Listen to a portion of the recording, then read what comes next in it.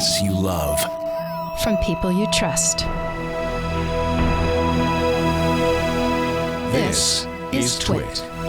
Bandwidth for All About Android is provided by CacheFly at CacheFly.com.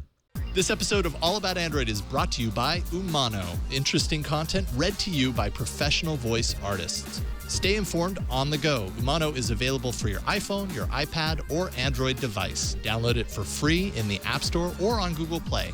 UMANO, Umano. For more information, visit umanoapp.com. And by Ting.com. Ting is a new mobile phone service that makes sense. Save money with Ting.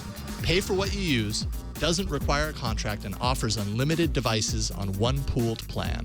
To save $25 on your first Ting device, visit allaboutandroid.ting.com. That's allaboutandroid.ting.com.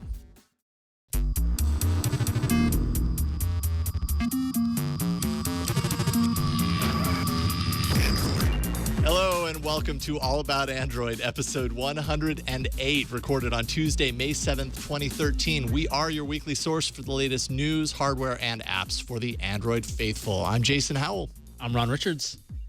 And I'm Gina Trapani. Whoa, back up. Wait, what was that? The only thing that could overshadow you returning to the show.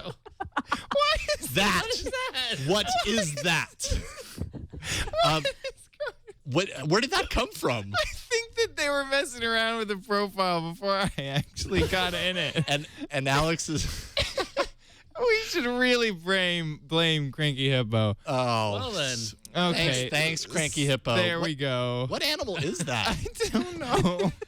I'm so confused right now. We are off to an interesting start. That was, I think, unexpected on all accounts. Definitely I not thought that's supposed what to you be were going there. to say, I overshadowed. didn't even see that. Overshadowed. What I was saying was the only thing that could overshadow your return to the show would be Gina going Google Glass. Gina gone glass.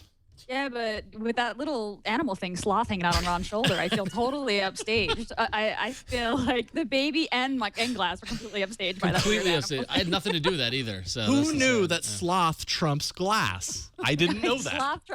Sloth trumps baby too. I don't know. Apparently welcome so. back, Jason. Did you get a picture of the sloth on Google Glass? I didn't. I wasn't fast enough. See, it's not perfect. It's not perfect. fast enough to There you capture go. pictures of sloth. Lag. Yeah, wow, fail there. Welcome back, though. Thanks. Congratulations. It's good to have you back. Yeah, it's good to be back. It's good to be out of that seat. You That's guys for sure. did awesome, and also just a huge thanks to Aaron Newcomb, who also Yes. rocked it. You guys did a great job last couple of weeks, and it was good for me because I really tried to disconnect for a couple of weeks. I tried. How'd that work out for you? It's hard to do. It's just part of my profile. It's part of my user profile. It's just built inside me. Compulsion. You're Yeah. gathering Android news apparently. So you're like feeding the baby and gathering Android news, or like changing her and being like, ooh, Totally. Google I/O sessions. Yeah, it's You're like, the what else king- am I doing? you're I'm the just king- holding the baby and the baby's sleeping, so I'll check my... Yeah, you're the king of the hold the baby, check the phone mode. I remember that with the first baby. You said you would do that. That was often. kind of when Yeah. I learned how to do that. Yeah, Now it's exactly. just like old memories. Well, we were very happy to announce the baby's arrival on the Okay. show. We thought it was. It's there again. This is Maybe weird. it's not a sloth. we thought it was very.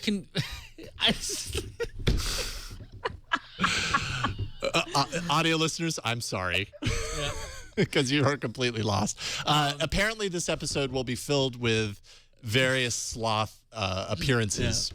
That's probably what you're hearing, if you have no idea what you're listening to. We were delighted to announce the baby's arrival on the Yes. show in breaking news. Okay. So we thought, thank you for coordinating that. That was great. Yes. Okay. So let's go back to this whole coordinating the release of this. Okay.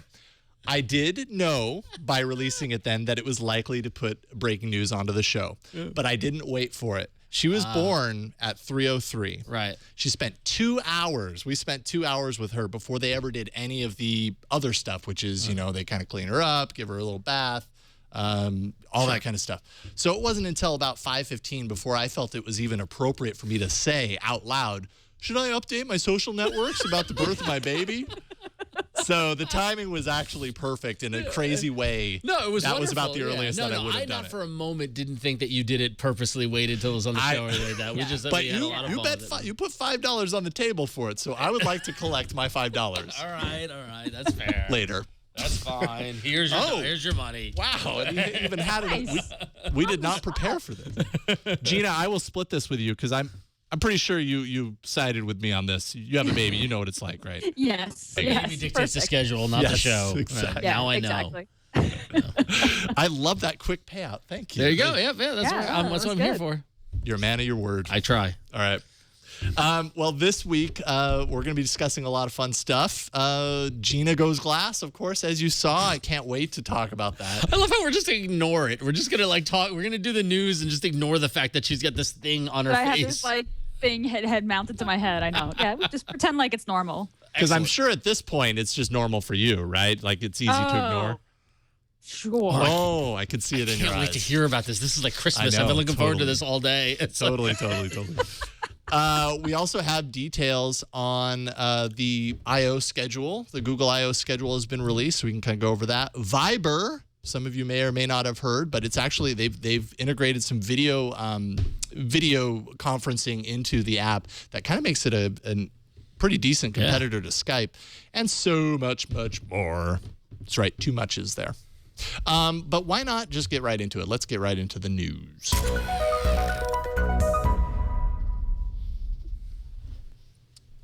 all right. Yes. Google I/O. It's next week, you guys. I know. I know. Stop And rubbing it in. I'm sorry, Ron. I'm really sorry. The schedule got announced. If you go to developers.google.com/events/io/sessions, you'll see all the sessions that got announced. There will only be one keynote as opposed to last year. There was a keynote the first day and the second day. There's only one keynote that's 3 hours long, apparently with a break in the middle, and that'll be on Wednesday. So I'm actually kind of happy about this for a couple of reasons. Last year, Google I/O was longer. It was it 4 days? And then they did 2 keynotes, and there was the first day keynote, the second day keynote. By the second day, you were just kind of tired, and you're like, what's going on? And it made it difficult, I think, to cover. So I'm excited about this year because we'll be doing Twig. It happens to land on a Wednesday, so we'll be doing This Week in Google immediately following the keynote. And I don't know, hopefully we're going to see something that'll match or be better than people skydiving with glass on. Well, I think a big problem with last year with the 2 keynotes last year was the fact that the first keynote was just so mind-blowing. And the second keynote, while it was good, was more Chrome based, and it was more, and it was like it was didn't. And I remember, do you remember sitting there waiting through the second keynote, waiting for the craziness to start, and then it just kind of ended, and we're like, oh, okay, So I think one keynote is probably the way to go. Were the keynotes? I can't remember. Were they longer than? Were they about 3 hours? They were all morning. Yeah. So this. Well, I guess, but also I think if you took both keynotes and added them up. I think they were like 10 to noon or something like that. I think maybe both of them. So they still ended up being longer than the 3, what we're going to get this year, which is a 3-hour keynote, but with a little break in there. Right. But who knows? Maybe they don't have as much stuff to announce. It's kind of what it feels like. It does, yeah. Or maybe they're going to move some of the stuff. I mean, I remember that there have been keynotes in the past. I don't remember if it was specifically last year where they got into really developer-heavy things. Now, of course, it is a developers conference, right? But at the keynotes, there's press. It's packed with press, and they want to see the kind of consumer side. I mean, there was one point which where you saw them kind of typing code on a big screen, which, you're just like, I don't want to watch somebody type code while I'm sitting in this enormous ballroom, waiting for something really exciting to happen. So it's possible that they just said, okay, you know what, we're just going to get to the stuff that gives great demos, the high level consumer feature part of it, and then we'll just save the code for the workshops and for the developer tracks. Yeah, I think you're exactly right. It's the high level stuff for the keynote and then nailing down into the details during the actual talks. Looking over the schedule, Ron, maybe you didn't look so deeply. Oh, I looked deeply. Oh, did you? I saw it. I know what you're referring to, but yeah. I was going to say, Gina, first of all, is there anything that really stood out to you that you have to do? Well, there's a session on hacking your glass. I think it's called like void your warranty, root glass. Which is convenient because you have Google Glass. So yes, I do. You naturally want to learn how to hack it. So I do. Go. Of course, I want to break it. It only costs like $1,600 or whatever. No. I mean, you can see really what's on the agenda here just by looking at the tracks and looking at the schedule. We're seeing lots of games gaming. We're seeing some Android at home. We're seeing Glass. We're seeing Chrome. Now you have to remember what they do with this schedule is there's a lot of slots that are dark or that don't have sessions announced in them yet. It's because that there will be sessions that relate directly to brand new announcements, right, that happen during the keynote. So say for instance, they announced Babel, right, during the keynote, which they probably will. You'll see the schedule immediately after the keynote fill in with Babel related fireside chats and workshops and stuff. So that's what happens. So a lot of the stuff is just secret. So, the schedule has a lot of holes in it. Those will be filled with stuff relating to the new stuff that gets announced in the keynote. Yeah, and they have kind of alluded to some of the stuff as well. Like looking through there is actually a Google TV presentation where they say the new features of the next generation Google TV platform. Yep. Hopefully, I mean, it's about time for them to pay a little bit more attention to Google TV. So I really do hope that means that there's going to be some, better than ice cream sandwich level changes to Google TV. And I'm not surprised. I mean, after the failure of the Nexus Q last year, and the downplaying of Google TV, other than just the hardware, to come back this year, especially after we've seen so many, set-top boxes become just naturally adopted by people. It is not, a few years ago, a Roku was like a foreign thing to see in somebody's household. Now there are billboards all over cities, advertising Roku. It's becoming a more commonplace thing. And then on top of that, you've got this emergence of these Android-based gaming platforms, Ouya and the NVIDIA one that's coming out, and there's a whole bunch. It seems like there's a whole bunch of activity around Android-based gaming. So I'd be interested to see what Google TV does, less so from the TV entertainment standpoint, and more from the general entertainment via a TV. I wouldn't be, and we're gonna get into predictions next week, but but video games, things like that, and they've got to keep up with that because it seems like, at least from the schedule alone, from what we've seen, the living room is going to become an important part of Google's kind of domination, or what Google's trying to expand to. So that's a really good point too. Gaming just in general at Google I/O this year has more of those Android slots than any other kind of side shot topic around Android. Gaming is a big one. So those rumors that we're hearing about a gaming center, all that kind of stuff, seems more and more likely that we're going to see something along those lines.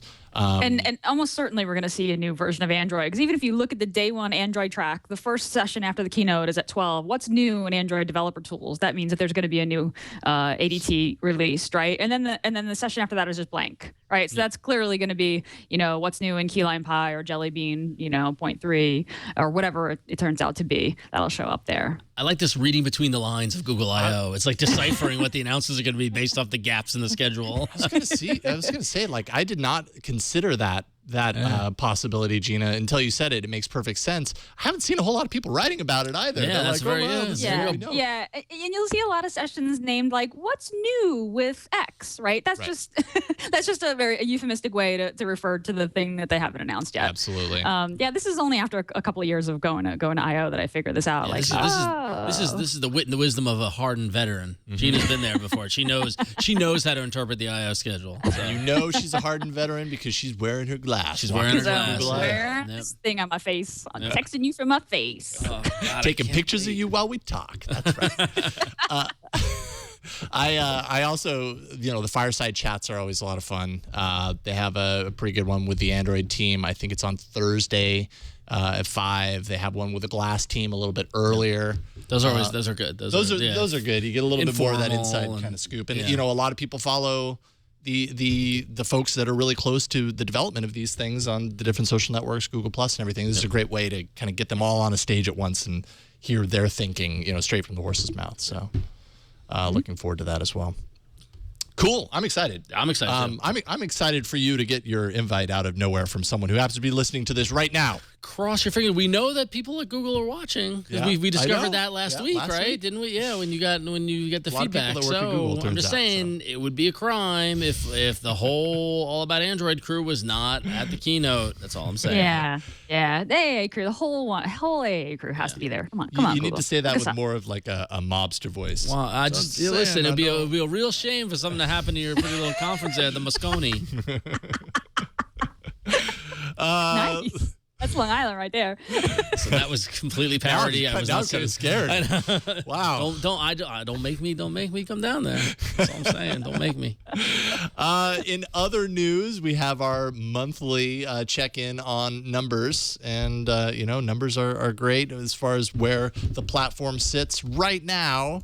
Based on new numbers that Google has released, Gingerbread is still leading at 38.5% of active users. Of course, Google kind of changed the way that they rate active users based on what they've done in the past, but still 38.5% with Gingerbread.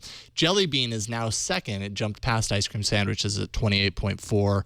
Ice Cream Sandwich third at 27.5, which basically means that 4.0 and up is more than half, still at 55.5%, a number that keeps getting better in my mind. And then, of course, if at I.O. they release something that's Jelly Bean and not Key Lime Pie, like you were saying a little bit ago, Gina, that only, I think, helps these numbers, right? Yeah, absolutely. Because it doesn't splinter it out even more, and then you get, months and months of people writing about how it's a crime against humanity that there are a million different versions of Android. Fragmentation, right? Yeah. So and even more numbers. The 2013 Q1 tablet numbers came out, and some startling developments in the tablet world. In Q1 of 2013, which is January to March of so the beginning of the year, Android tablets now lead the market with 56.5% of the share. That's 27 million, over 27 million total units shipped in the quarter, which is a 247% improvement over this time last year when they just shipped just 8 million. So Android tablets be exploding.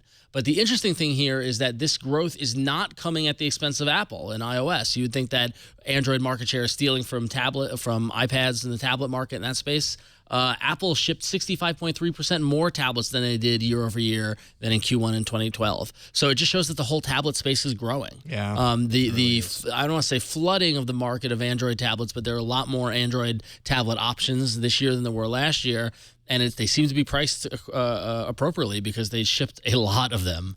And iPad continues to grow. So you're seeing the tablet marketplace become more and more established. And you're seeing it more in society. You're seeing it like on TV. Like people are just, like on TV shows, we do Android in the wild a lot. So when you see somebody using a tablet, that it's just becoming kind of commonplace now. So it's really interesting to see Android kind of grow at that rate. 247% growth. I'm sure Apple is happy with their 65% growth.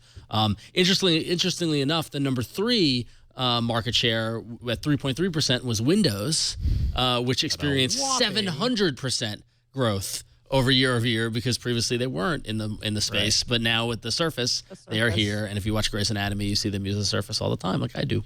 But is Microsoft sponsoring Grey's Anatomy and they're all using Surfaces? I don't know. Do they jump, they dance and click like all at the same time? Like, no, they're not doing the coordinated dance stuff. But I don't know if it's sponsoring or there's definitely product placement going on. Product placement, which makes sense because Seattle and Redmond and all that sort of stuff. But yeah, there's Surface tablets throughout that show now, and it's kind of laughable because because the thing is also a plot point is that like they lost data. Like someone's like, oh, this doesn't work, and they hit it. It's like. Ron, I can't believe you're still watching Grey's Anatomy, though. Yeah, come on. I'm a stickler. Grey's got terrible, 3 years ago. Oh, no, but it got really good. We talk after the show. It got really good. Oh, okay, we'll talk. We'll talk offline. This year's been great, so. But anyway, so tablets are on the rise. So. Ron's taste in TV never ceases to amaze me. I like to keep you guessing. Yep. On the rise. Developers, take note. Yep. Now more than ever is time to make your app tablet friendly. Especially at I.O., there will probably be, I didn't check specifically, but I'm sure there are developer moments of designing for tablet apps and optimizing that's a for really tablets. Good point. In my scanning through, I didn't. Not to say that it isn't there, but I didn't really notice a focus on that. Maybe it's one of the ones that will be unveiled after they announce some crazy tablet thing. Yeah. One of their big pushes is going to be Google Plus sign-in because Google's now incorporating app activity into the search results. So if you search for Fandango, it'll say this number, this movie is the most popular amongst Google Plus users. So they're going to push. So you can use Google Play services. You can sign in with Google Plus in your Android app, and that will give them more signals and more search data. So that's definitely a session on the schedule, and that's pretty new. But yeah, they always do the hey, developers, please modernize your apps, and if you do, this is all the cool stuff you're going to get.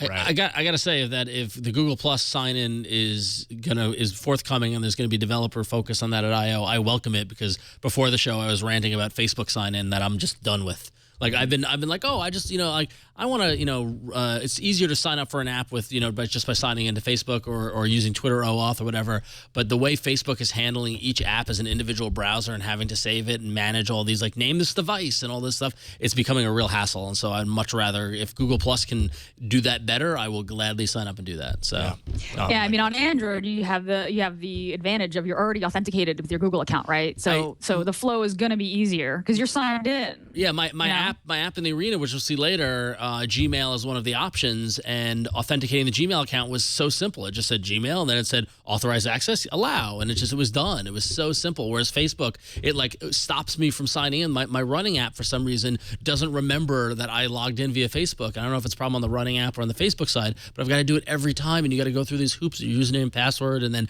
answer the code word, and then go and you get an email to name that device, and it's awful. So anyway, so bring it on, Google I/O. I want it. If I was there, I would be cheering you on. So that's why Ron has to get there. Every opportunity. The next 2 weeks are going to be miserable for you guys. I'm sorry. Not as miserable as you, Ron. I know. I'm sorry about that. Chad missed the cue. I did. I didn't even pull it up. I felt like it got overplayed. It's okay. So let's see here, Gina. We've got something to talk about. The main event. Mm-hmm. I think it has something to do with what you got right up there. I will say that while I've been watching your video, that little light comes on. Yeah, suddenly. I wasn't sure if is that a reflection of your screen, or is that the display? All right, I'm sorry. Tell us all about glass. I want to hear all about it. Tell me now. Okay. So when you see that light come on, that is the projector coming on. So what I did, one of the things, the first way that you can wake it is by tapping it, like I just did. Another way that you can wake it is by tilting your head up. And earlier, before we started the show, you can set the wake angle. So I normally have the wake angle, the head angle set to 40 degrees because you don't want it to wake up when you're nodding yes, right? But earlier, before the show, I set it to 25 degrees because I was like, oh, I want to be able to wake this, really easily, right? So earlier, when you saw it coming on, I was just nodding a little too emphatically, and that's why it came on. Well, I love it. This is great. I feel like we hear a lot of people, talking about glass, about how distracting it would be for the wearer to have to interact with that screen up there. I didn't think about what it would be for the person on the other side. That's like the second I see that light, my attention goes away from your face up to that little light. Right, you're like, what's the light? Well, I mean, the light comes on when you're taking a picture, right? Which is nice. Yeah. Which I did actually just take a picture of my screen, which I posted to Google Plus. So I made it public. I put it in the doc, Chad. Oh, good. Yeah, I've got a few pictures. I posted a few pictures today. You can see also that glass was not necessarily designed for someone with long hair on a breezy day, because you do get hair in your photos, which I hadn't really anticipated, especially kind of looking down at the baby, which I've been doing a lot of. So yeah, I mean, I've had glass for 2 days. I picked it up on Sunday, and I like it. There's a lot of interesting technology here, but it's got a long way to go. I don't feel like, my life has changed. I'm never going to not have these on. I see it just went on again. But there's a lot of interesting stuff here. One of the things that I didn't anticipate, and this is purely from a user perspective, and I heard this from a lot of other users in the glass community that they have set up, is eye strain. It's just looking up into that corner so often is just not something. It's a new habit. It's not something that you do a lot. So the first day after I had it on for 2 or 3 hours, I was just tired. I had to take them off and take a break. Same thing yesterday. So I haven't even worn them throughout the day, all 3 days, because my eyes are just sort of still getting used to the constant looking up. Then there's the very obvious issue. Like, look at me, you guys. Look at me. I don't know what you're talking about. You're wearing a pair of glasses. Without lenses. Really? So do you feel silly with it? Yes. Like, have you that isn't painfully apparent. Have you just walked? Have you just walked to where do people go anymore? Safeway. Have you just gone, or Ralph's? Have you just gone to the supermarket wearing it? I was gonna say, have you gone to Barnes and Noble, but they're gone? Have you gone to the bank? We don't go to the bank anymore. Where do people go anymore? I have no idea. So I went to the Google office and picked them up. Obviously, everybody at the Google office has them on, and it's just this normal thing. Okay, fine. You're with the crowd there. One of us. Yeah. I drove home from LA. It's about a 2-hour drive. We had the baby, so we stopped at this rest stop. I still had them on. I wanted to like change the baby, feed the baby, whatever. A guy with a small child, she must have been like 8 or 9 years old, stared at me. Like this little girl just like kind of stared, like what? Like she clearly had noticed that something was off. Wow. So I was like, okay, this, frightening small children, like feature or bug, like I don't know. And so feature or a bug. So, it's that's genius.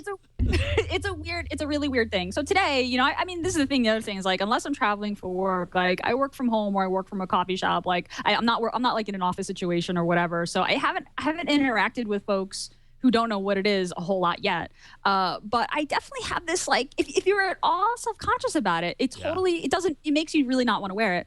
One thing that has been good is that it comes with a pair of shades that you can kind of snap in.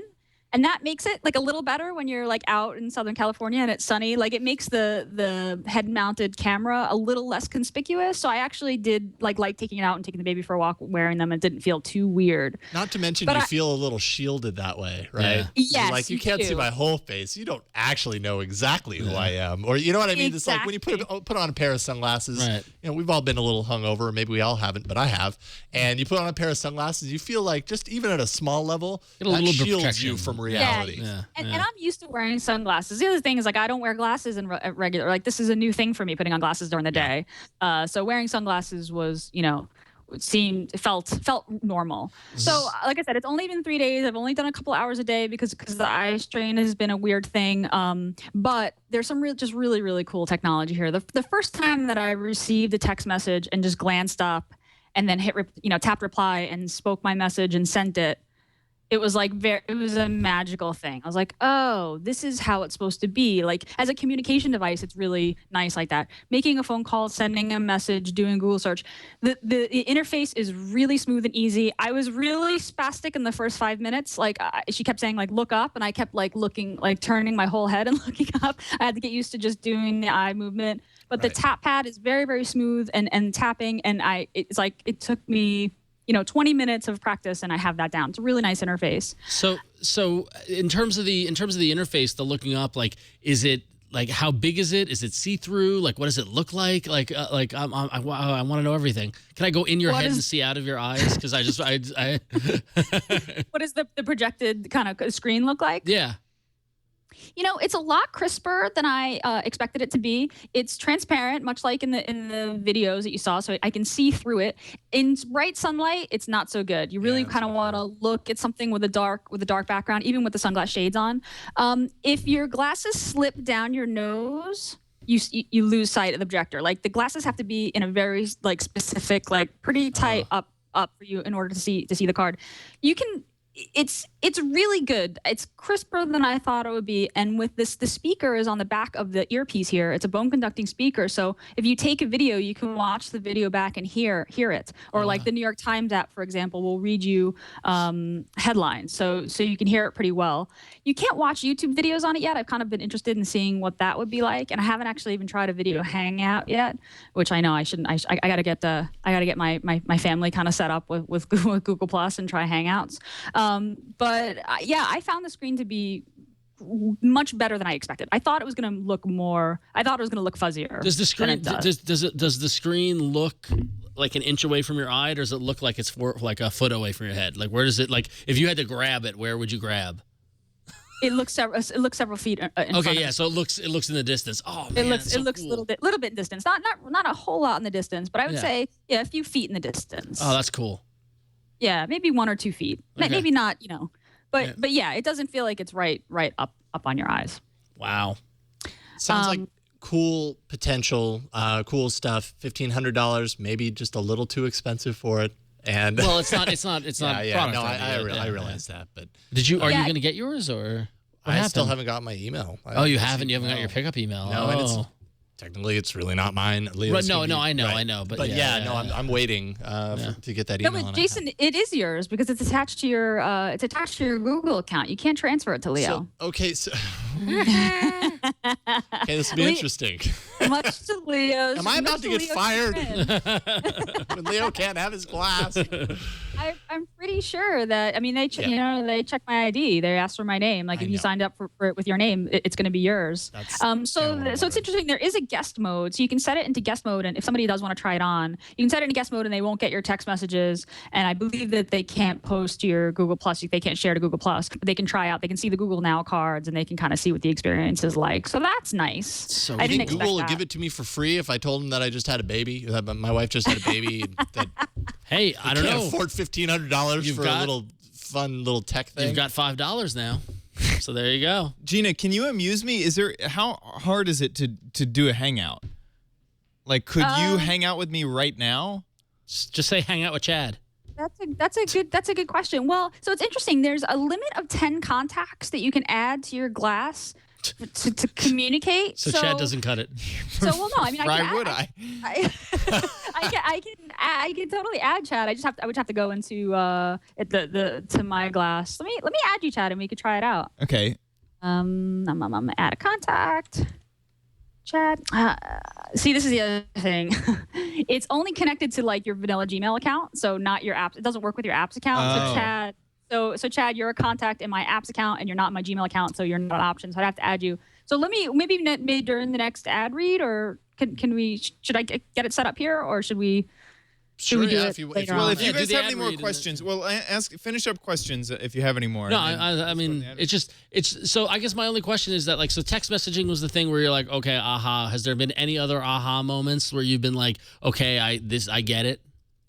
As a documentation tool, it's amazing. Like taking videos and pictures is extremely easy, and sharing them is extremely easy. So I've gotten, and this is exactly what I thought it would be. Like I've gotten videos of my daughter laughing, like cracking up and playing with her that I wouldn't have gotten otherwise, right? Because I would have had to stop and grab the phone and pull it out and launch camera and da da da. So when that's happening, so baby in arms starts giggling. What do you do? You just say glass record?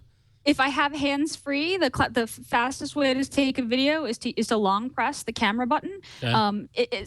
If I don't have a hand free, if I'm holding her, then I would just say, I would turn it on. I'd say, okay, glass, take a video, record a video. I'm still learning so right now it's recording a 10-second video. Oh, wow. It's by default 10 seconds, but I can tell it to go longer.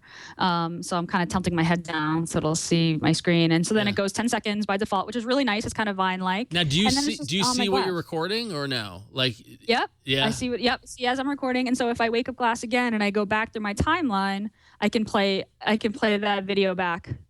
Whoa, I can hear myself speaking in the yeah, you can play the video back and you can hear whatever audio you got during it. So then at that point you can tap it instant upload to Google Plus is automatically enabled. So automatically your photos and videos are up in your Google Plus account. Or I can tap the video and say share.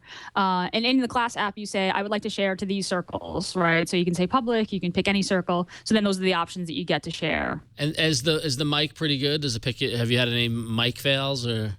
The mic is pretty good. It's really easy to bomb somebody with commands. So if I say, okay, glass, and then someone else is speaking near me, it might pick up what they're saying. So, and you probably saw this on Twit this Sunday when Kobo was on with Leo. There was a point where Leo said, oh, it says, okay, glass. And so then he activated it.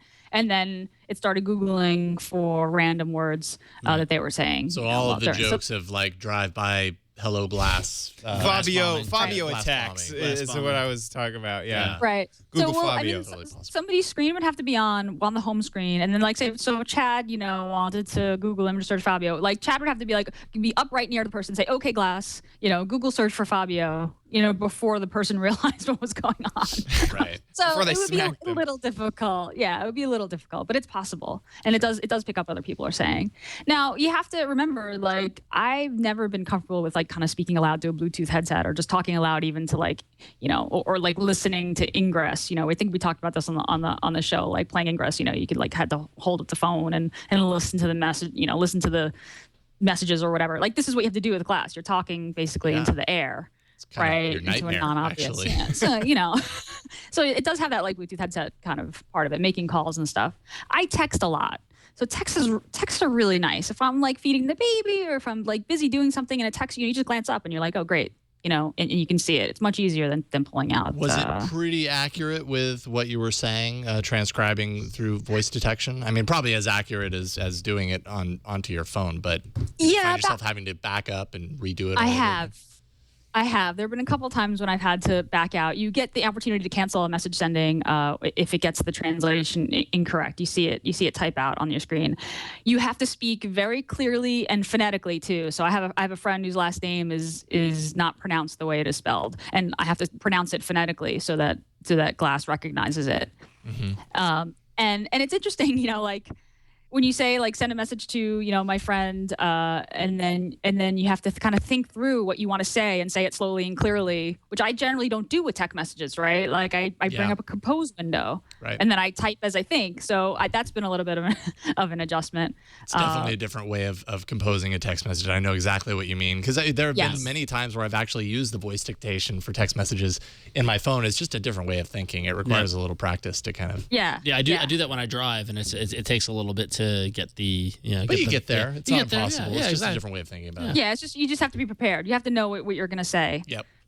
Before you launch it. So look, I think this is really, really cool. There are like no apps for it right now. The only third-party apps are New York Times and Path. There's Gmail and Google Now. I'm not using Gmail. Gmail would normally show like my priority inbox messages, but my main inbox is my Google Apps account. It doesn't work with Google Apps account, so my regular Gmail account, it doesn't work with that. So I have to decide whether I want to forward, that way and start using that account again. And that same thing with contacts. That's a little annoying. There's definitely bugs. I sent a text message. It sent it twice at one point. I sent another text message. It didn't go. Text messages, by the way, have a little signature that say like there's the pipe and then it says sent from Glass. Of course. That's like cool, but annoying also, I hate those SIGs. I hate those. Yeah. I mean, the first day I was like, I texted all my friends, like, I'm texting you from my face, sent from Glass. And like, that was funny, right? I'm texting you from my face.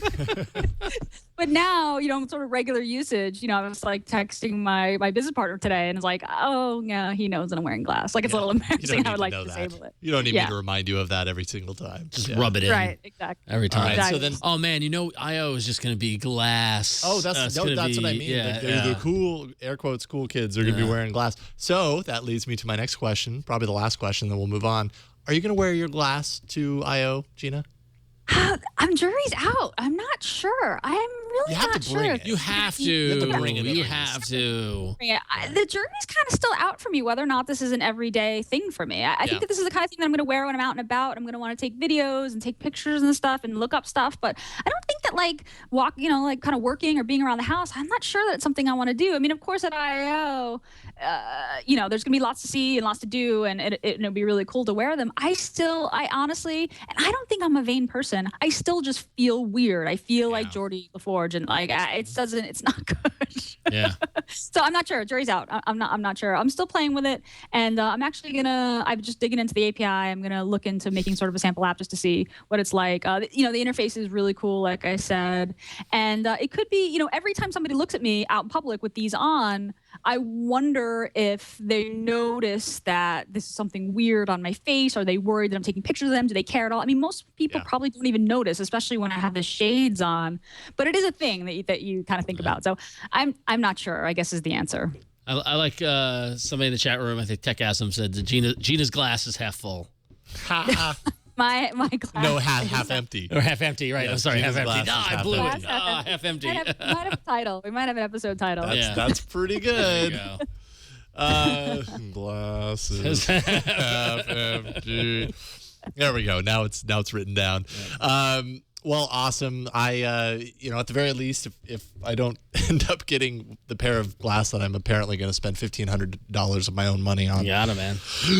I would love to take a look at your pair of glass, and it doesn't fold up at all, right? It's like rigid. It doesn't fold up. In fact, I want to show this. It comes with this little bag, right, which has a hard bottom. Okay, so it's got a hard bottom, kind of like an eyeglass case. And you take them off and you put them into this bag, and then you just kind of like pull the tie. And this bottom has a special. This whole bag is actually made of this special material that actually puts glass to sleep, so it never takes pictures. This bag was kind of interesting. There are other two bits of technology that were interesting. First, there's a proximity meter on glass, so it knows when it's on your face and when it's not. Although I will say that earlier I put it down on the table and it took a very unflattering shot of my butt, which didn't make me happy. And also, like, it's so easy to share. Like one stray tap that could have been on Google Plus, which I kind of don't love. It's a really good tool for oversharing. The other really cool bit of technology that I wasn't aware that it had, navigation is really cool. So I told you text messages was awesome, taking pictures and videos really awesome. Nav is probably the third really cool thing. And when you're in navigation in walking mode, glass actually knows which way your head is turned, so it will tell you which way to turn. Depending on which way you're already headed. So when you're in a car and you're still, and navigation like doesn't know which way you're already going, like it has to figure out once you start moving. When you're walking, glass knows which way you're turned, so it'll tell you go forward and make a left. That was really cool. I didn't know about that.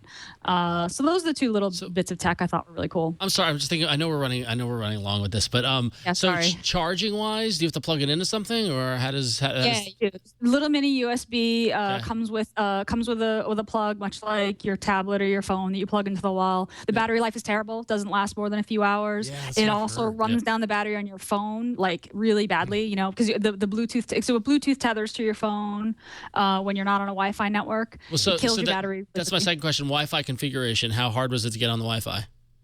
Oh, not hard at all. So on the web configuration panel, you tell it that the Wi-Fi networks that your home Wi-Fi network, your office Wi-Fi network, so it can connect to that when it's in range of that. But you have to do it out on the website, or actually you can do it in the settings on glass, I believe. Well, yeah, I just pictured like barking passwords as you're because you've got to lock down Wi-Fi and then you got to say what is the interface? No. You do that. You do that on the web, and you can even do that in the My Glass, the companion app. Right, but if you're out and about, like, so for example, for me, I commute and Bart has got Wi-Fi in the tunnels, but I have to log into something. I have to type in a password. So Glass won't help me then because you would do it in the app. Yeah, you would do it in the app. In the app, yeah, you do it in the app on your phone. Yep, that's where you'd enter it. Okay. The other really cool thing, the last thing, and then we can move on. The really cool thing that the app has is this screen-casting ability. So you can show on your phone what you can see, right? So that time that you see and it says, "Okay, Glass," that's exactly what I see on my on Glass. Oh, cool. No. I like that.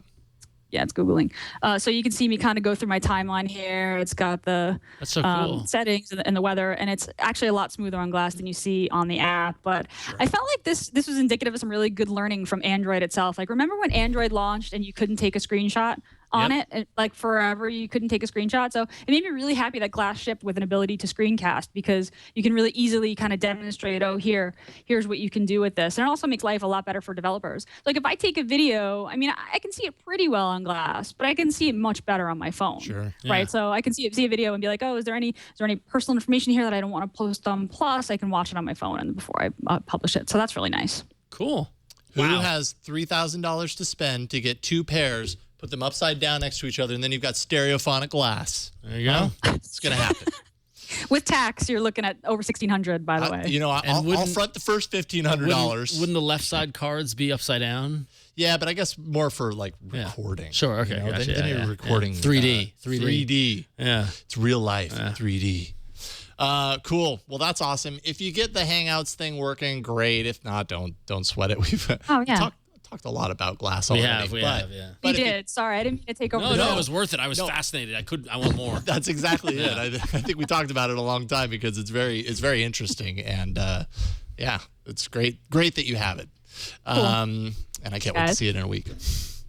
Let's take a minute and thank our first sponsor of today's episode. Umano actually kind of solves something in my life. I honestly didn't expect this when I heard about this sponsor coming on to All About Android. They create an app for both iOS as well as in the Play Store that basically allows you to experience things like articles, written articles in a talked spoken word format. So I'm very used to audiobooks on my commute. I'm very used to listening to, things because I don't have the time necessarily to sit down and read them. And Umano is a great way to experience all of these articles that you might not have the time to dedicate to sitting in front of your computer and reading, or maybe it just kind of fills the time while you're on your commute.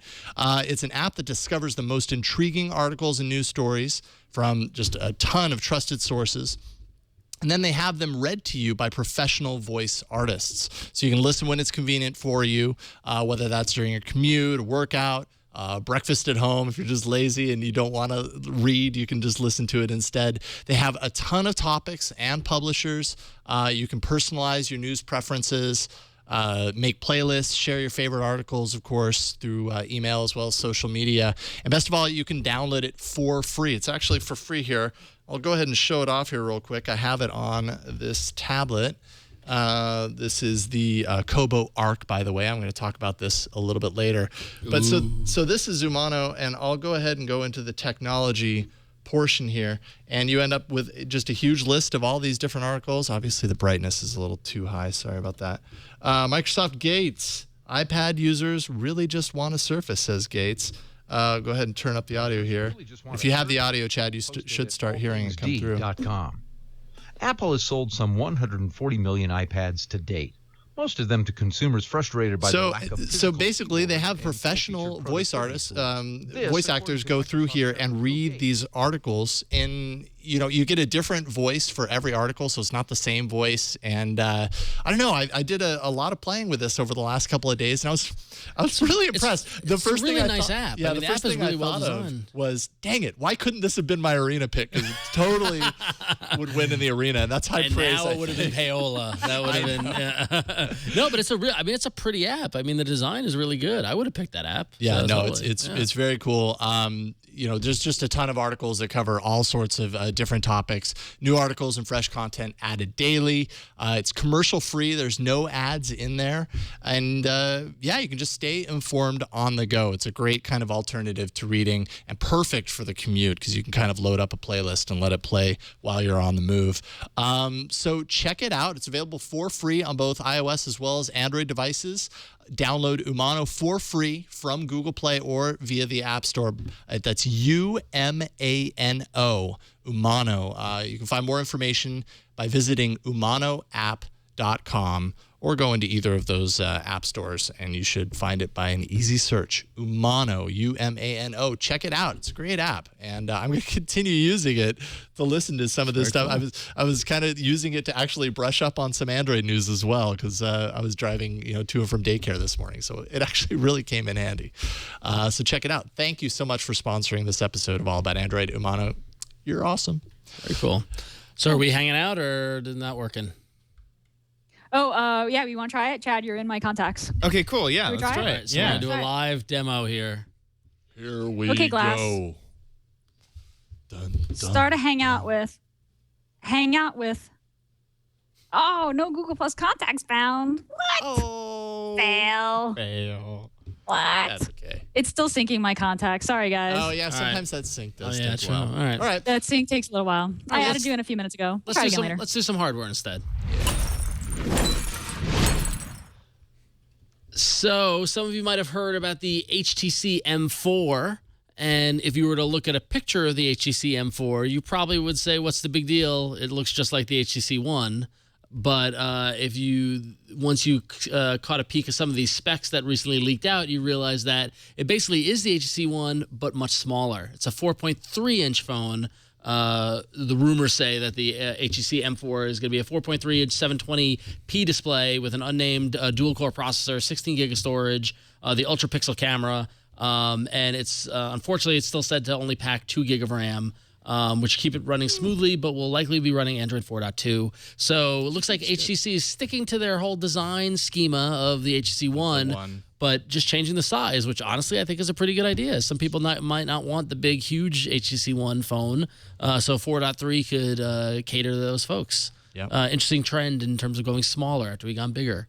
M4. Yeah. I'm curious. M4. Why We'll see. Yeah. that. But yes, hey, this whole hitting all the different sizes and everything works brilliantly for Samsung. Yeah. Hopefully it continues to work for HTC. All reviews have been pretty darn positive about the one. So. Yeah. So speaking of the HTC One, very publicly known geek matinee idol Will Wheaton recently got an HTC One and decided that he was going to root it. Completely doesn't, loves the device but doesn't really like Sense. And then he posted on Google Plus that he was struggling to fully root it. In fact, that he was able to unlock the bootloader, but found the entire process of putting a recovery or rooting it to be difficult, and he just kind of gave up and went to sleep. But leave it to the Android development community, specifically Kaush, the developer known for Carbon Backup, which I guess is now called Helium, as well as some other apps. While Will Wheaton was asleep, Kaush decided to create the Will Wheaton Recovery, named it after him, and made a new app that allows anybody who roots an AT&T or T-Mobile versions of the HTC One to get a easy-to-use recovery application. So ask and ye shall receive, Will Wheaton. And I love the story. This is like the good thing about being a celebrity who shares a lot online is that you get personal help. And I just love that Wesley Crusher is the background image in this root process. It's awesome. He will forever be remembered as a root recovery app. That's awesome. The Wesley Crushers. Yeah. It's great. Actually, Leo did this. And it worked. Worked fine. He rooted his One using the Will Wheaton. Yep. Nice. So there you go. And finally, on the HTC beat, HTC has extended their $100 trade-up program. The purchase date has been moved to May 19th, and you just got to redeem by June 19th. So basically what that means is that you can trade in you can register with HTC, you can trade up your phone and get a free $100 back offer. And that's all available at htctradeup.com/HTC One. So you got some more time to do that if you want to make the switch to HTC. They had the delays and everything. They're getting aggressive. So, yep. Go HTC. Woohoo. Ooh. What's LG up to, or supposedly? Well, apparently they're going to be working with Google again. The Korea Times reported that LG is working with Google on a Nexus sequel, but this is, because they did the Nexus 4, right? But this is all rumor and speculation. I guess the Engadget reached out to an LG spokesperson who said that they don't comment on rumor and speculation, but it sounds like this isn't just about the Nexus devices. They want to cooperate with Google on Google TV and future hardware, maybe even Glass going forward. So what do you guys think about LG doing the next Nexus phone? I feel like Ron has well-formed opinions about, is it LG or is it HTC? It is LG. Look at that little happy face there at the bottom of my phone. Yep. Nexus 4. Yeah, there you go. Nexus 4 represent. I love it. I made fun of LG because my memory of LG phones were, remember that blue and gray plastic flip phone, yes. if I could say that. And so when they started making Android phones, remember we used to make fun. We used to make fun of Eileen because we were, that came up. But this has been a great phone. My only complaint about it is the double glass side. Yeah. And I know that there's a new version of this that's got some bumps and some ridges. I've literally, actually, much like air hockey, I've had the phone slide completely off a desk because there's like a bed of air between the glass, and it would just go right off my desk and fall down. But LG, I would totally get this phone again. This phone has been great. So Nexus air hockey. Yeah, sounds kind of cool. Well, until it lands on the floor, until it drops 4 feet, and after I just shattered my Nexus Galaxy Nexus. That would scare the crap out of me if I looked over and saw my phone just like moving across the table. But I'm pro LG. I'd be happy to see another device by them. So. Yeah, it sounds like they did a good job with this. I'm also good. pro. See, it's doing it. It's doing it. See, you're right. It is wide. Oh, wide. Here, wait. I can show you. You were totally right. It was doing it uninitiated. Yeah. See. Okay. Product shot. See it? Oh yeah, that's not good. I do not want to see my phone moving. Isn't that weird? Push. It goes at a much faster velocity on my desk at home, though. So yeah. But yeah, I mean that's a great.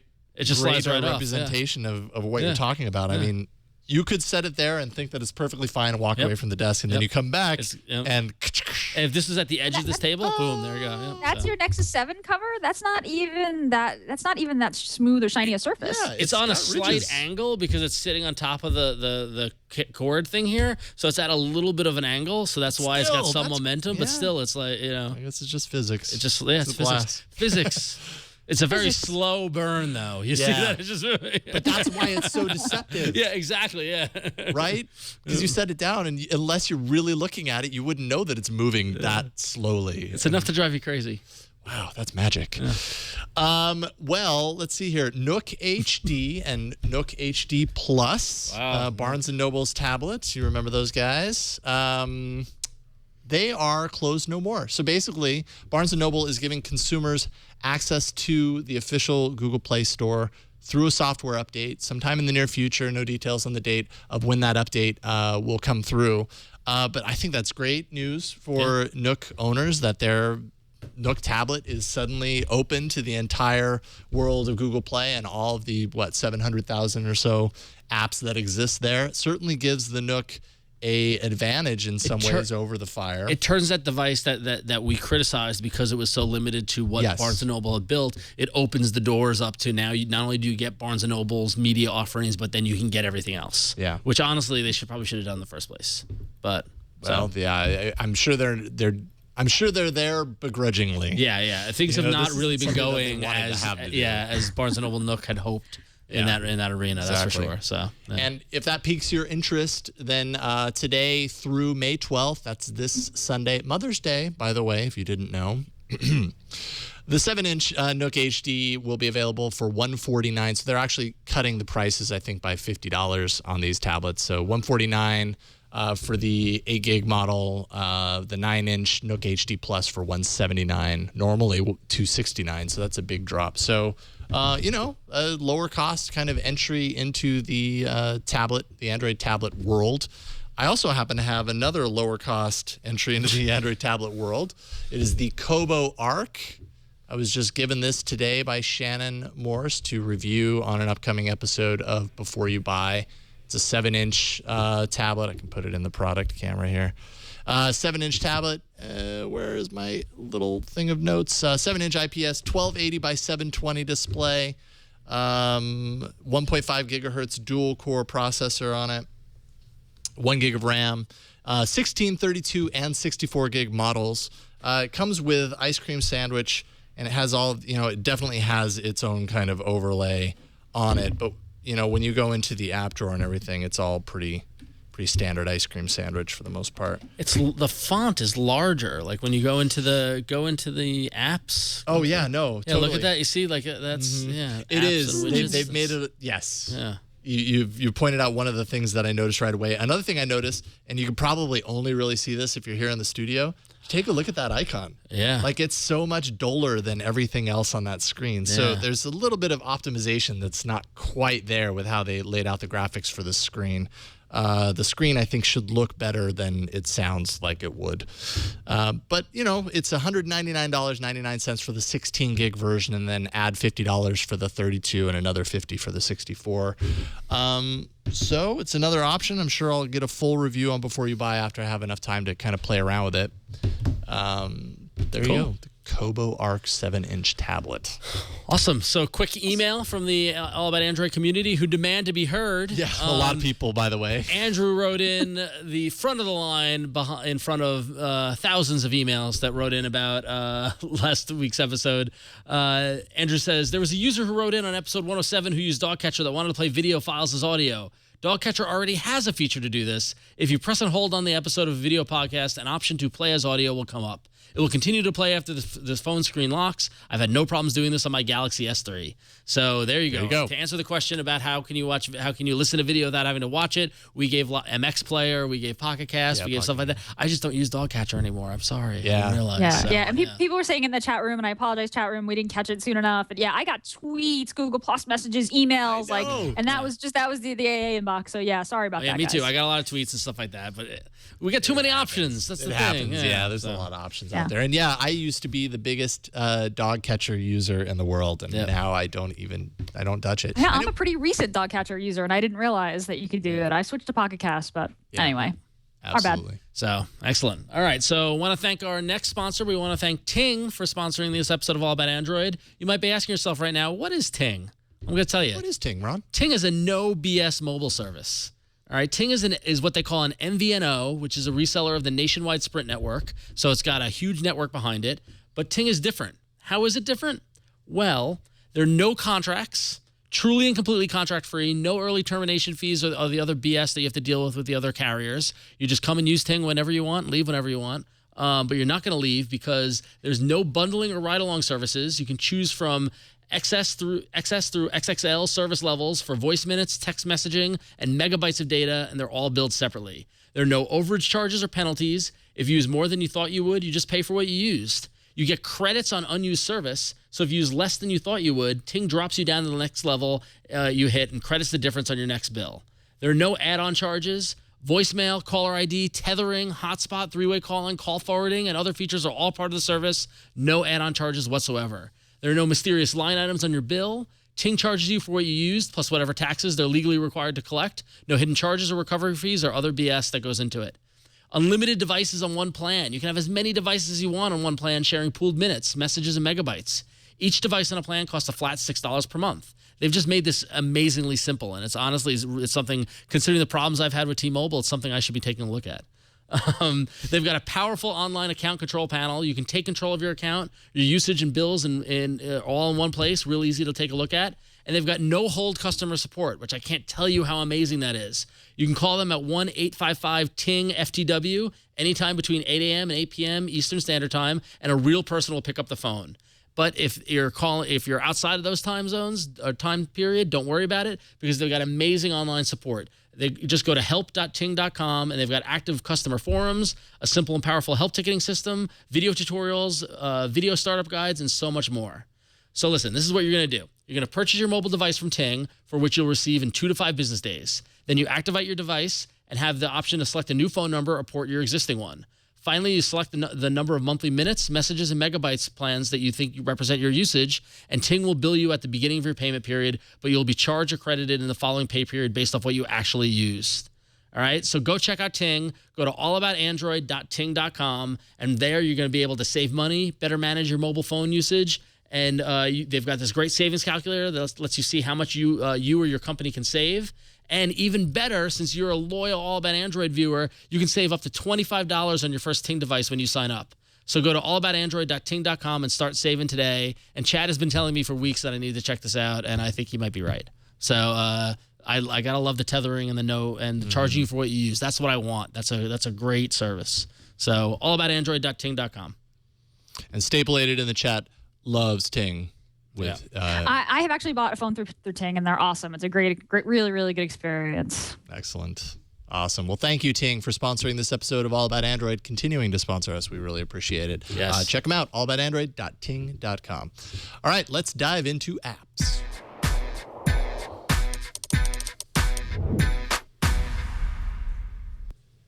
Viber, which is the voice over IP app, announced a new desktop app and revamped their Android and iOS versions. I don't know if you guys use Viber very much. I don't have a lot of experience with Viber, but it sounds really, really good. The revamp of the Android app, users will see changes to the overall whole experience. It gets the Android app has gotten support for video messages, voice engine that helps improve call quality, the ability to check contacts online status, completely redesigned interface, and the desktop app as well gets video calling, integrates with the mobile offerings, and so you can transfer ongoing voice calls between devices, which sounds really, really cool. I haven't used Viber a whole lot, but looking at this, it sounds like it's really kind of a legitimate alternative to Skype. Yeah, no, I mean, Viber, I definitely had heard about it, hadn't used it myself a whole lot before this morning when we actually did a really good test of it on Tech News Today. Tom Merritt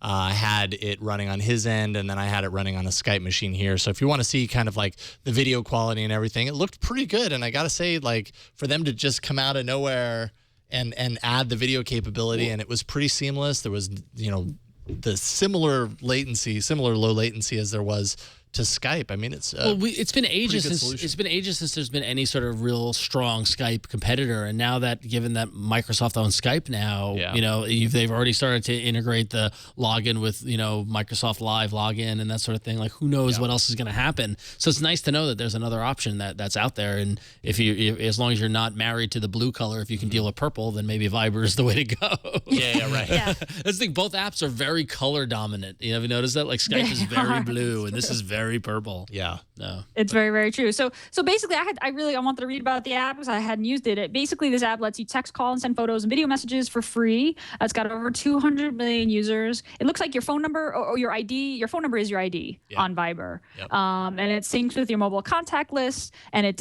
automatically detects which of your contacts have Viber. So your contacts have to also be running Viber as well, it looks like. And you can send stickers and emoticons, all the things you can kind of do with a proprietary messaging app, right? That other people who you're messaging with are running. Stickers. Oh, stickers. Stickers. So, game enthusiasts are rejoicing because the long-awaited sequel to Plants vs. Zombies comes out. We got an official launch date, official launch month of July 2013. And the folks at PopCap, who know that it's been too long since the first version came out, have cleverly titled Plants vs. Zombies 2, It's About Time. Yeah. So there you go. So you Plants vs. Zombie addicted folks, you have a new version of the game coming out in July. Yeah, it's the first Plants vs. Zombies is just. I mean, you can't deny it's an addictive game. It was a lot of fun, and I had kind of wondered for the longest time, like, what did they not follow? It'll be interesting to see what they do to build on that, to improve on it. So. Absolutely. Yeah, we don't have to play the whole ad, but they have a video ad that's worth checking out. It's kind of funny. This video is going out. They You riff guys on it, make the game Plants vs. Zombies. Are you guys making a sequel? You are making a sequel, are you not? When this new game's coming out? Tonight at 11, there is still no sequel to Plants vs. Zombies. Release that game, Popcat! Oh, okay. Stop yelling at me. I'm looking forward to it. I really like Plants vs. Zombies. I wasted a lot of time on it, so yeah, there you go. Yep. There really wasn't a whole lot of app news. No, yeah, it's a slow week sometimes. It's all right. We're allowed. That's okay. It allows us to get back on our time. It allows us to spend 30 minutes on Google Glass, which I would never give back for. I wish we had 30 more. Let's start all about glass. I think we're gonna have a couple of really packed news shows the next couple of weeks. Yeah, I think so too. Yeah, that's true. That's true. We'll make up for it. Well, we got a voicemail, right? We do. We have a voicemail. Casey Mills left us a voicemail and has a question about partial downloads from the Play Store app. Hey, gang, it's Casey. Been a fan of the show since almost the beginning, and wanted to say, Gina, it's been nice listening to you every week. Been a great addition to the team. I got a question about data usage in the Play Store. Recently, the Play Store's had some aesthetic updates, but it seems like months ago, Google announced there were going to be partial app updates, so you didn't have to download the entire application. And I haven't heard anything about that since that announcement. So if you have any updates or insight on that, you can pass along. I'd appreciate it. Thanks. Yeah, so this was last I.O. that was announced, I believe. Yeah, it was. And thank you, Casey, by the way, for welcoming to the show. Yes. It was last I.O. that they announced incremental downloads, basically. So if you only change certain parts of the app, those would be the only ones that would get downloaded. And I think it's just kind of confusing because because they've been doing it. So they've been doing it for the past year. Whether you realize it's happening or not, from what I understand, it's happening definitely. And the reason for the confusion is when you look at your Play Store app, when it's downloading an update, you'll see the entire amount of data for the app. So it almost looks like you are re-downloading everything, but I think if you were to actually analyze the amount of data that's passing through, it doesn't match what you're seeing on the screen. It really does kind of download that portion. I could be wrong there, but they call it kind of the delta, which is the portion of that app that's downloading. Right. It doesn't represent like that visually, though, on the Play Store app. So unless there's something else going on, that's what I've always kind of assumed and read and everything. Yeah. So, so it should be happening. It just might not be so obvious that it is. It would be nice if it gave you some sort of visual representation of that. It would be nice to be able to see visually, like, oh, this is how much of the app has changed. Like, this is how big an update it is or how much it isn't. But maybe it would be confusing. I don't know. Yeah, that all happens in the background. I haven't had to do anything different for my apps. The Play Store must automatically sort of parse all of your APK and figure out what classes changed. So that was actually one of the questions that I had when I was listening to this, because there have been times where I'm updating my apps and I'm looking at it. I'm like, God, is it downloading the whole thing? Because it's taking a really long time. Is there something that developers have to do to enable that capability, or is it all on Google's end analyzing it compared to what they already have? That's a really good question. Yeah. Not that I'm aware of. I'm pretty sure that the thing that they touted at Google I/O was like, you don't have to do anything differently. We handle all of this for you. I can probably poke around the App Store, the developer console in the App Store, but I'm pretty sure I've never seen any sort of checkboxes or marks on that. I'm pretty sure they do it all on their own. I feel like I would have read something about that too if that were the case, and some of those like snarky Android headlines like, "Hey developers, get your act together. You really need to be blah blah blah." So check I think box, you're right. Check the box. I mean, certainly you don't have to build your app any differently. That's for sure. Yeah. So I guess maybe it's more of a shade of gray in this case. It's possibly a lot of the things that I've read say that it's happening, whether it visually represents that in the notification or in the app itself or not. But yeah, there have been times where I've doubted it. Yeah. Like, why? Maybe it's some big change to the app that it requires a full download, and it's a case-by-case basis. I don't know. But there you go. Thank you, Casey, for leaving us a voicemail. Appreciate it. My favorite part of the show now. Yes, let's battle the arena. So many enter, but only one lives. Android Arena. So I was not here, of course, last week for the epic battle that ensued, but taking a look at our straw poll. I will say that my app received far too many votes than it deserved. God, I love that rounder. Oh, God. Did you saw what it does? Yeah, no, I saw. No, what's hysterical is that this weekend I was on my Google TV and I was poking around because I was seeing to see if my Google TV got the Play Store update yet, which it hasn't. But I saw Rounder. They made Rounder compatible for Google TV as well too, so you can round the corners on your TV. You can round the corners on Finally. your TV. Nice. Score. Well, if my app got beat by Rounder, I know that I'm having a real problem in the arena. Yeah. Well, it's the classic guest Ron. wins. The guest always wins, it seems. So. Yeah, Aaron totally rocked it with Cam Scanner. Cam Scanner, 48% of the votes. A Rounder somehow at 32% of the votes. And Diptych with 20% of the votes. Saying that is difficult, by the way. Yeah, as I found out. Yeah. I found out the hard way. You got to be careful. And I just couldn't stop saying it. If you notice that, I kind of hit a recursive loop during the show where I just kept saying it. I'm not going to say it again. But, so this is the episode where Gina comes back and she's fierce. Redeems herself with the glass. With your app. I installed it. Yeah, this is kind of a hard app to demo, Jason, because it's an SMS app, so you kind of have to text message back and forth, and you could potentially sort of reveal contact information. Okay. The video is pretty good though, so if we want to show that, that should work. Okay.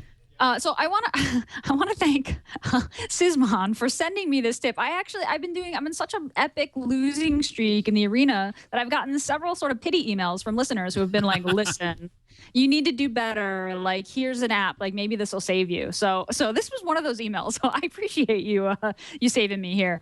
My app pick this week is Ninja SMS. It's Ninja SMS. It's in the Play Store. It is $1.50.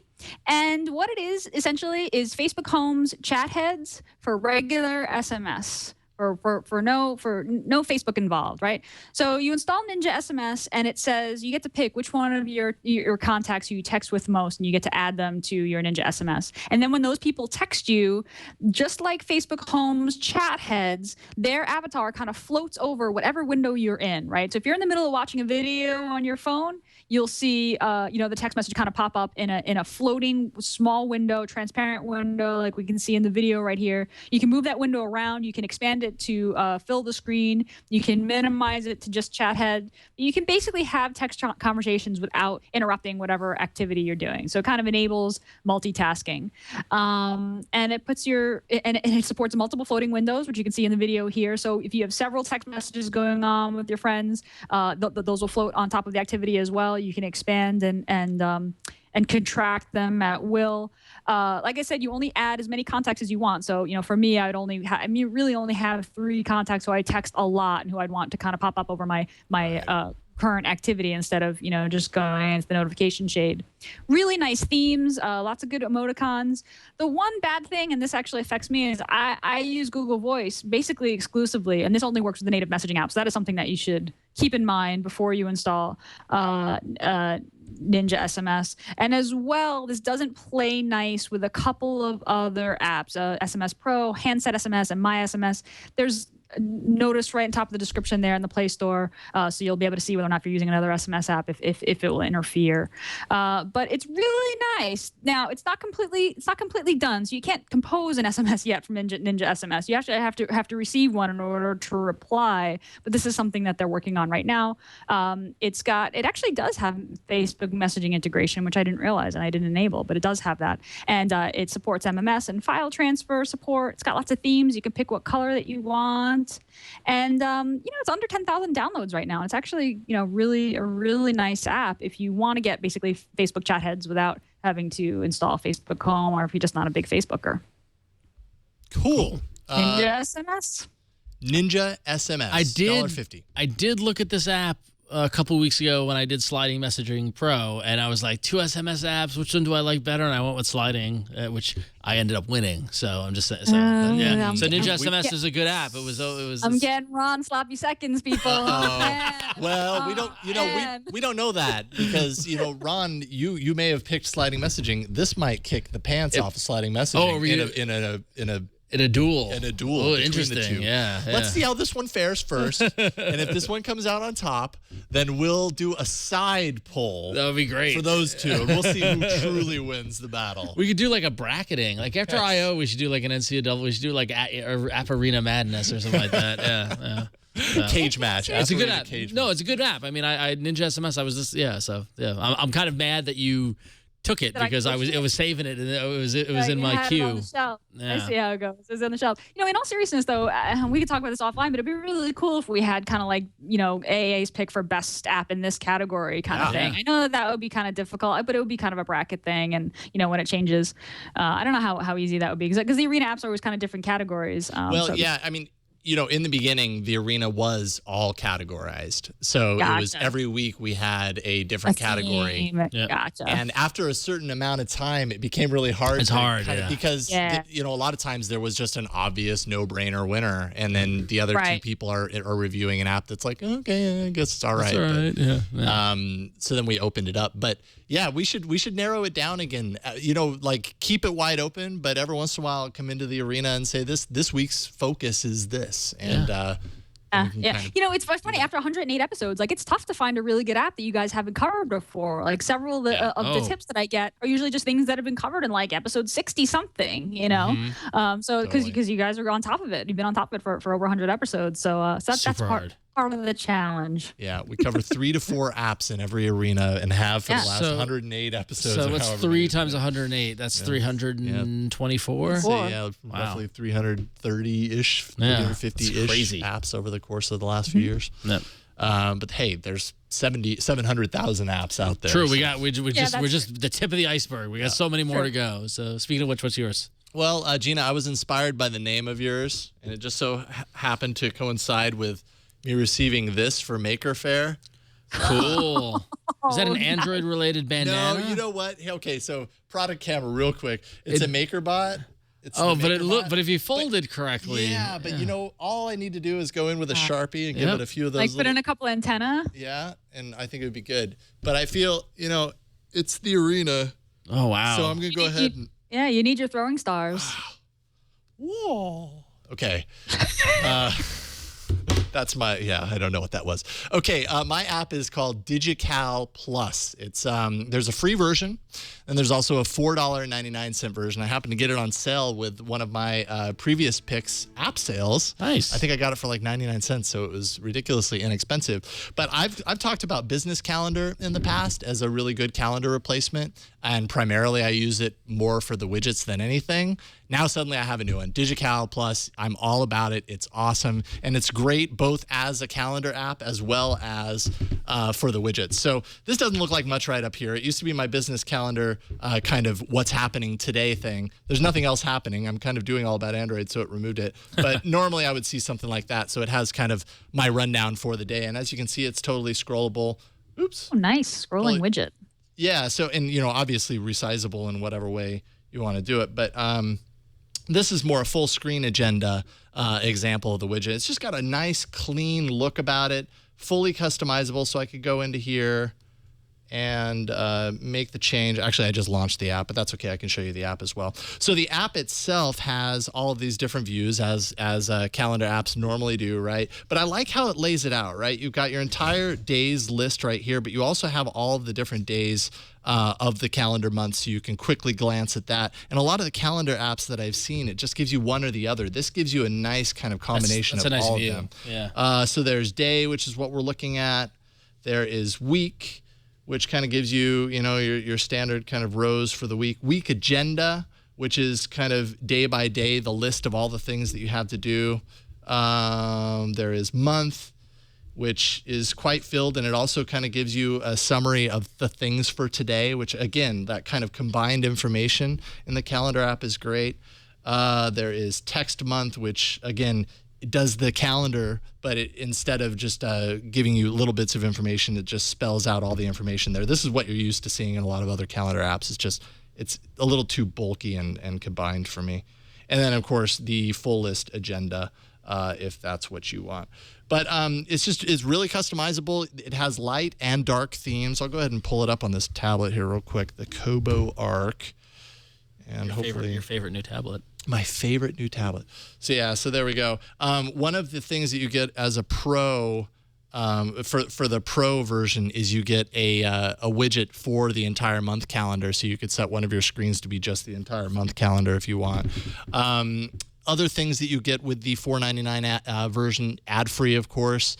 You can customize all of the things like background transparency, font sizes, custom colors, and of course, as I said, it includes this month widget. Here's one really cool thing about it, and this is one thing that I really like, is that they've thought about Google Plus in this. So let's see here. So I'll go to, well, I guess all I have is my email address. So if I'm creating an event through here, I can, on location, hit this little map button up here, and that brings up a map. Here, it gives me a search box. So if I enter twit and hit go, it'll do a web search for, oh, wait a minute, oops. That didn't actually send it, sorry. I guess I should hit that. There we go. Please. No matches. It was working earlier. Demo fail. Arena fail. Yeah, that's no fun. Earlier, I put in twit there, and it totally did like a web search for locations. Why is that not working? That's a bummer. I'm sorry. Yeah, no, you're not sorry. You're reveling you're in back the in the arena, man. It's hard. I know it's hard. Yeah, I know. You never know what you're going to get. All right, so I'll just do San Francisco, and if it doesn't do this, then I'm pretty convinced that it's... I'm just waiting for the chat room to turn on you. There. Here we go, and now it begins. I'm totally... Here we go. Blame the Kobo Arc. No, so there's something about the connectivity here. Maybe I do blame the Kobo Arc here. All right. Well, here's the deal. Here's what happens: is you do a search, and it'll give you a lot of a bunch of different results based on the location that you did. So I did twit earlier, and what that gave me, I'm going to do it with my phone. Dang it! I'm going to prove you wrong. All right, vindicate. I feel like whenever there's a map involved, the demo goes south. Yeah. It's not just you, Jason. More like DigiCal minus. Okay, see? Okay. See? It worked. It worked. So down at the bottom, I put in twit, and down at the bottom, it gives me a bunch of different options here. I'm going to go ahead and do twit LLC. I'm going to hit that and hit OK. Now it's imported that into the location in my calendar. That is cool. Vindication. I like it. Now I'll go ahead and title it twit. This is vindication right here. Yeah, this is when you rise up and you defeat the arena. Roar! This is why I put the bandana on my forehead. Exactly. Okay, so I'll hit done. And boom. Okay, so it just added this. I'm hoping that it will now show off the next feature of my app, which is DigiCal Reminder. So it pops up at that point, which I just made an event for right now. It pops it up and gives me the chance to dismiss it, snooze it, whatever. It also gives me that fancy little navigation button that I can navigate right to that appointment when the pop-up appears. Also, what this ends up doing... Made for glass, yo. Made for glass. Yeah, exactly. And what this also does for you is it actually enhances your Google Now results. There we go. I'm done with the app. But it enhances your Google Now results. So if you get in the habit of putting your location into your calendar events, Google Now will give you contextual information around that, right? So it will automatically pop up the navigation instructions and tell you when to leave to get there on time. So it's just a great integrated calendar app. I feel like we needed a musical montage here of you. That was awesome. Of you rising up. There we go. We need you training. Right, it's just and then you look up and then,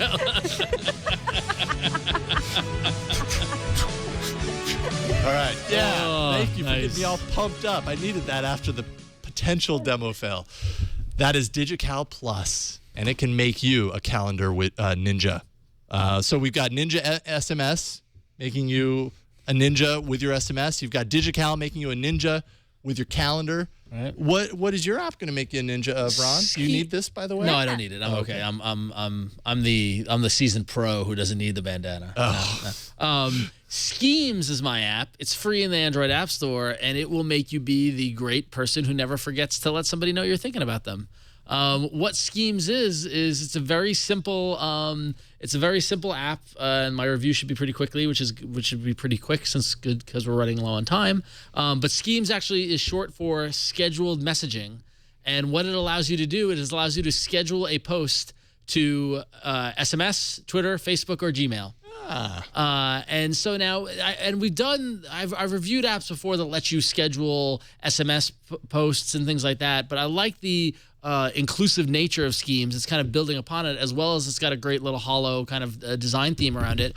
But essentially, very simply, you can take on your phone or tablet, you can schedule a message through any of those 4 platforms. You can pick the day and the time for it to send, and as long as your device has got connectivity, it will send. So, for example, if you turn off Wi-Fi on your tablet, it won't send. So be warned that you got to maintain connectivity. But here I've got it here on my Nexus 7. And it's very simple here. I've just got a list of the open messages. If I start a message, it just tells me whether I want to do SMS, Facebook, Twitter, or Gmail, who I want to address it to, what the message is, set the time, set the date, and you hit send, and that's it.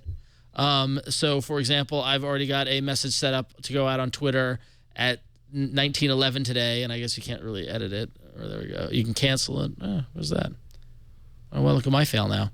Anyway, oh yeah, I got rid of it. My bad. Do you want the bandana? Yeah, I do need the bandana. So I'm going to choose Twitter here, and I can just say test message, and it will go. And I can set the date. So I'm going to say it go in an hour, and set the date today, and hit send, and boom, there it is.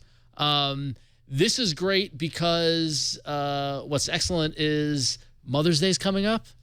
I don't want to forget to text my mother. She's 3 hours. Do it now. She's 3 hours behind me. I can't tell you how often that happens. Living in California and being 3 hours behind New York, or 2 hours behind Chicago, or 8 hours behind London. I can't tell you. I often think I'm like, oh, it's that person's birthday tomorrow, and it's like 11:30 at night, and I'm like, oh, I gotta wish happy birthday tomorrow, and then I go to sleep, and I get up, I go to work, and then I forget about it, and then 11:30, I'm like, oh, I forgot to tell them happy birthday, it's too late. So it's great to be able to go to a app and quickly schedule a message and say, okay, tomorrow at like 11:30 in the morning, send them a note that says, hey, happy birthday, and that sort of thing. So very simple way to do that.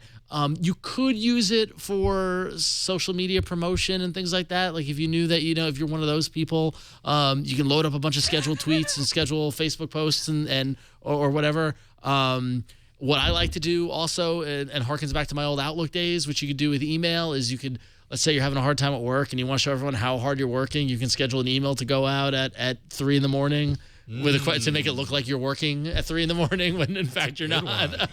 And like show up all your coworkers. Yeah, so it's got a bunch of different options for it to work. And if you go one more on the screens, you see that it's using holo, but it's also using colors. So it's indicating each platform by a different color. So Twitter is blue, Facebook is orange, email is that reddish kind of one.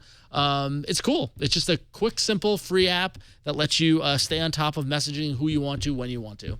So Schemes, free in the Google Play Store. Dang. So this week's choices are very competitive. They are. They are. Yeah. Yeah. I notice I'm like when I'm reviewing apps, if it's not holo, I'm not down with it. Like that's been my latest thing now. I'm like, it needs high design bar. Right. Yeah. Exactly. Yeah. So call me crazy. You're crazy. Okay. But I agree. And you're wearing a bandana. Yes. Hey, it's really comfortable. I was cold. Now I'm not. Whoa. True. Good point, Gina. You see, I just accepted the glass now. You're totally cool with it. It's disappeared, really? Okay. You need something? Here, go ahead. Oh, all right. You didn't tell. I would have worn this the whole show. There you go. Folks at Cruiser Light sent a little bag of swag. I promise we're going to figure out what we can do with this. But in the meantime, Ron's wearing that fancy little hat. Android. So now we're all wearing something, Gina. It looks like, thank you. I appreciate that. I feel slightly less nerdy. I don't know. I totally ruined my pompadour. I'm not sure I'm down with the way that this bandana makes my ears go like that. But it's a nice elfin accent. I like it. Wait, just do a frown. Do like a big frown with the ears, like. Yeah. Okay. All right. Oh, hey, we should tell people how to vote. Yes. AAApoll.com/108. AAApoll.com/108. Tuck my ears in, says Arlen. Well, I'll work on that. Let us know which is your favorite app of the week. Is it Ninja SMS, DigiCal Plus, or Schemes? And as I thought, I mean, it's neck and neck right now. Yep. See where this I all. might have a shot this week. This is exciting. You do have a shot, yeah. You I have a definitely shot. I got a shot. All right. You're a contender. A contender. Awesome show, you guys. Next week, we have Michael Wolfson returning to the show, Android developer. He's going to be in town thanks to Google I.O., and he offered to stop by and, we can kind of kick around some of our projections for I.O. We talked about I.O. a lot today, but I think by next week, we can put some thought into the things we think we'll see and the things we'd like to see and the things we probably won't. I can't wait. Yeah. So I can tell you the things I won't see. Everything. Because I won't be there. I don't know if I believe you. That might change. I feel like this hat is flawed. It needs to the antennas need to stick up more. There you go. We can put some wire in there or something. Cool. All right, you guys, great show. Gina, why don't you go ahead and let people know where they can find you in your glass? You can find out everything I'm working on at my website, ginatrapani.org. But on Wednesdays, I also host This Week in Google with Leo and Jeff. And I will have these on again tomorrow. I'm sure we'll talk about them a little bit as well, if you can get enough glass tonight. And I also develop an open source app called ThinkUp, thinkup.com. You can go check it out. If you are a nerd and have a web server, you can install it, or you can get on our waiting list for when we launch our easy sign-up service. That's it. Awesome. Thank you, Gina and Ron. Cool. What's up? You can go to about.me/RonXO, where you can find links to me on Twitter and on Google Plus and Facebook and all that fun stuff. And by day, you can find me over at imagecomics.com for some of the best comic books in the world, including The Walking Dead. I'm pretty sure this hat was shedding on you because was you've it? got little white things in your hair. Or I'm going gray. No, it's the hat. All right, blame the hat. Blame the hat. Don't worry. You're not going gray. It's okay. Chad, what's up with you? I do a show on the Twit Network called OMG Craft, all about Minecraft. I also co-host a show about YouTube, This Week in YouTube. Check both of those out. And then I did a new thing, and I kind of wanted to see what Ron's reaction is to this. Ooh. Yeah, I've done this new thing on YouTube. It's called a Let's Play. Have you heard of those? I have not. It hasn't. That meme has not gotten to me yet. So what you do is you play a game and then you just record your view of the game. And so this is just me playing Minecraft and talking while I'm doing it. Okay. So anyway, that's new. You can go check that out at youtube.com/OMGChad. and I'm playing on a incredibly modded version of Minecraft called Feed the Beast. And are you narrating as you're playing? Right. So it's like you're wearing Google Glass inside a game. Right. That's pretty cool. Yeah. Right. I dig it. I've always wanted to be Chad playing a video game. Now you can. And now you can for be. 22 minutes and 47 seconds. Yeah. No, they're normally long. They're normally very, very long. That wasn't by my design. That's awesome. But yes. You go on. You shine on, you crazy diamond. Look, it's what all the kids are doing these days. I love right? it. I'm all about They it. moved on from the bandanas and they moved on. Yeah, whatever that's called. You can find me at about.me/Jason Howell. I am continually doing music stuff at yellowgoldmusic.com. I hope to have kind of a little announcement of something that I'm going to extend into the project in the next week or two. Oh my God! Now that I said it out loud. Did you sign to a major label? No. You totally. Was there a bidding war? There totally was a bidding war. No, that's not going to happen, Ron. But thank you for saying that out loud. That was really nice of you. But that's it for this week. Thank you so much for tuning in for another episode of All About Android. Voicemails can be left at 347-SHOW-AAA. You can send us an email or a video. Just attach a link to your video mail into an email and send it to aaa@twit.tv. Find the show on Twitter at Android Show. Find the show on Google+. There's also an Android, All About Android community that's hopping. There's always a lot of really good conversation going on there. Show notes and past episodes can be found at twit.tv/AAA as well as YouTube. Finally, you can catch us live every Tuesday starting at 5 p.m. Pacific, live.twit.tv. That's it for this week. See you next week on another episode of All About Android.